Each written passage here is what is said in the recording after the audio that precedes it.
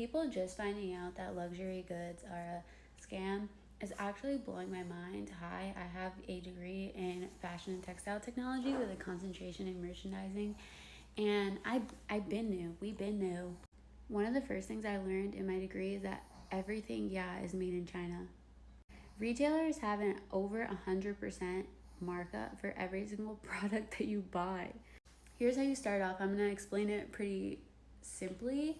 I thought for a long time I was gonna be a buyer and move to New York City. So I had to take a lot of classes on these huge budgeting spreadsheets that they use. So at the beginning of the year, for every single brand, no matter if it's small or large, a nice luxury brand, they make this huge chart that says what they sold last year, how many things got returned, how many things were damaged, all the costs of shipping. Everything they spend is in a chart. And then they take the estimate that comes in every year of how they think the market is going to do, of what percentage it's going to be up or down. They want to keep their profit margin at a certain percentage at all times. So to be within range for that profit, they play with all the other numbers being what they spend for the year. So when you go to a store like Marshall's, and people used to think that Marshall's was fake designer, it's not fake. Why is it so cheap? It's just out of season. So what they'll do is, which is already accounted for in their budget, again, nothing is not accounted for. If a company is going bankrupt because they're not hitting their profit margins, they're doing really, really bad, because they account for every single loss they can possibly take in returns, in damages, and in discounting and sales. Everything that they have at the end of the year that didn't sell, they've already accommodated it. They put it in their budget already, pretty much. So it does not affect their profit at all. As long as people buy what is expected, putting things on sale doesn't cost them anything. It's already in their budget for the year. So when you go to a store like Marshall's and you see a Nike sweatshirt for $15 and in store its original price was $50, it's not fake. It just didn't sell in the first round for $50, and then they had a sale like 20% off as the season's end was approaching. Because everything only has a certain amount of time, it has a certain life cycle, especially when you're buying fast fashion.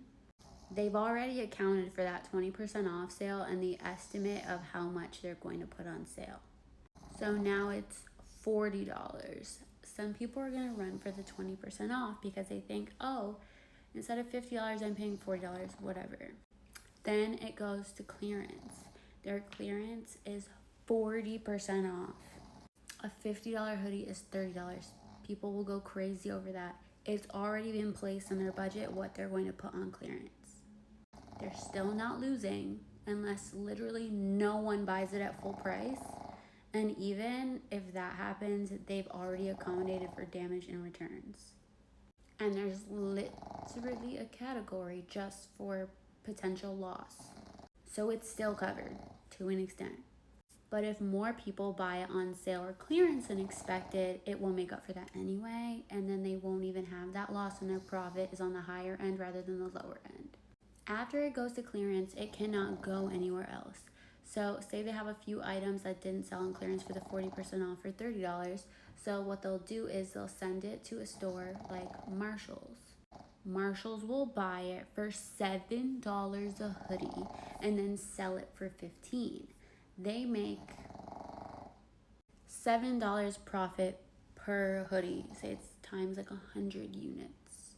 Now you might be wondering, oh my God, Nike's only gonna make $7 per hoodie?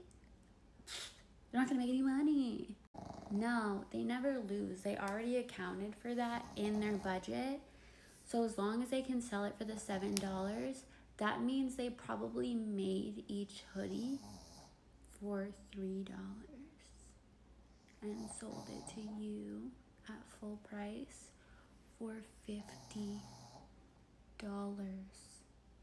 Even if it costs them $5 to make the hoodie, they sell it at 10 times the cost. And 100% markup would be $10. The cost plus the profit. And that includes the shipping. 100 units of that hoodie could have cost them $500 including shipping. $300 including shipping. That's why companies are so annoyed about the tariffs, is because now their markup can't be as high because the shipping is going to cost them more. So that will bankrupt a company because it digs so deep into their profit margin that they can't keep up with it unless they charge you $100 for the hoodie. It doesn't mean the quality of the product is better. The profit just needs to be higher. And the reason people don't just buy the same item directly is because they haven't put the logo on it. You're paying for the stitch tag that says Nike and the check mark. You pay for brand identity. When they're talking about the luxury bags that they're sending over, and that all they do to get them to say made in Italy is they add the finishing touches, which is the designer tag and like the little finishings, because usually brands will put like the little LV lock on the zipper and things like that. You're paying hundreds of thousands of dollars for the brand tag and the finishings so that you can walk around and say that you wear this brand as a status symbol. That's why designers also have lower end items. So they might have a bag that's $1,000, but a keychain or a belt, not gonna say the brand name, but a belt that's $100 to $400.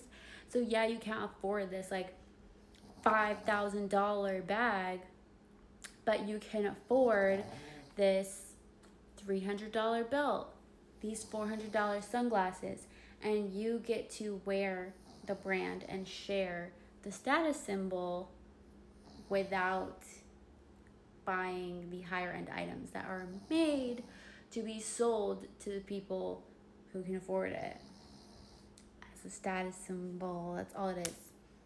And it's the same with everything that we buy. Nothing that we buy is at cost. That's how companies make money.